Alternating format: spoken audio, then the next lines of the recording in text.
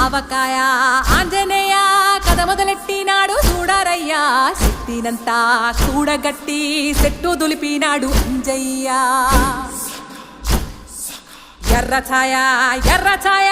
కోతి అవతార వెంటమాయ కత్తి సేత పట్టకుండా కాయ కోసినాడు కపిలయ్య